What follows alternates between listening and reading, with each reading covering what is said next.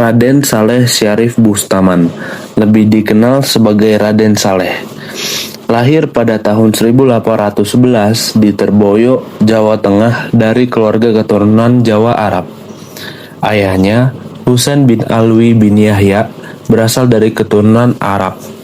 Sedangkan ibunya, Mas Ajeng Zarip Hosen, berasal dari keluarga Ningrat Jawa. Sejak kecil, Raden Saleh telah menunjukkan bakat melukis. Kemampuannya itu menarik perhatian seorang pelukis Belgia, Anton August Joseph Payen, yang kemudian membimbing dan semakin mengasah bakatnya.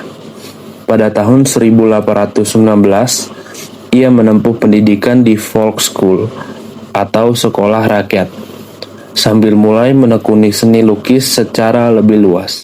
Pada tahun 1829, Raden Saleh diberangkatkan ke Belanda untuk melanjutkan pendidikan seni di Akademi Seni Rupa Den Haag. Di sana, ia belajar langsung dari dua seniman ternama, Cornelis Cruyssman dan Andreas Kelfort. Selama tinggal di Eropa, ia semakin menguasai teknis melukis barat dan bahkan diangkat sebagai pelukis istana Belanda pada tahun 1844. Salah satu karyanya yang paling terkenal adalah penangkapan Diponegoro tahun 1856. Lukisan ini dibuat sebagai tanggapan terhadap karya Nicholas Pieneman yang dianggap tidak akurat dan cenderung merendahkan martabat bangsa Indonesia.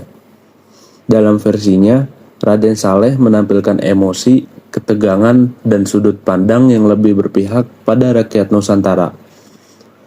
Ia bahkan melukiskan dirinya sendiri sebagai saksi dalam adegan tersebut pada tahun 1978. Lukisan ini diserahkan kembali kepada Indonesia oleh pemerintah Belanda. Setelah bertahun-tahun berkarya di Eropa, Raden Saleh kembali ke Hindia Belanda pada tahun 1851.